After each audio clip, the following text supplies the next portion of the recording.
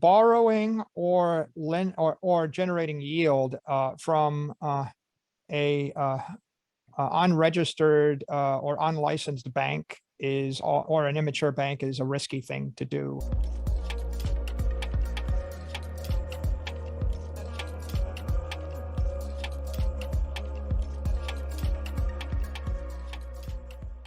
Bitcoiners forever have been saying, not your keys, not your coin.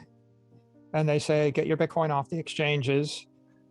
So, I mean, the essential thing that you want to do after you acquire Bitcoin is to store it in a safe place.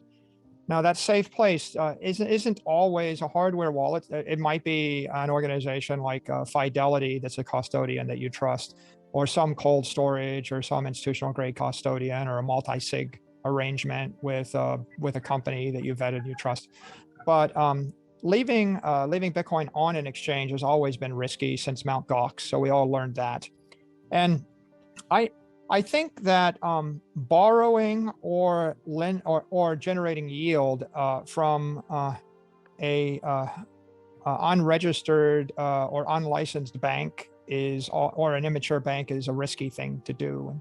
So, for example, MicroStrategy, we took a loan from Silvergate, but Silvergate was an FDIC insured bank. And when we did that, the terms of the loan were such that we didn't transfer our Bitcoin to Silvergate Bank.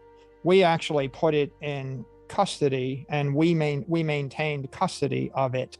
So we could have borrowed money at 0% interest if we had transferred the Bitcoin to one of these wildcat crypto banks, where they would say, they give you a very, very cheap loan at a high loan to value, but the catch is you have to transfer your Bitcoin to them, and then they loan it out to a third party.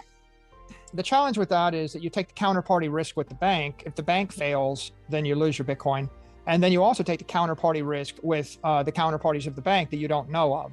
And so if they loan it to someone else, to a hedge fund like Three Arrows, and the hedge fund fails, then you also lose your Bitcoin. So you're actually taking two layers of counterparty risk to do business with an immature bank. It always looks good going in. They pay you a higher interest rate, or they give you a cheaper loan. But the counterparty risk, when you calculate it, offsets the benefit. That's why we've never done those things. That's why we never generated yield on Bitcoin.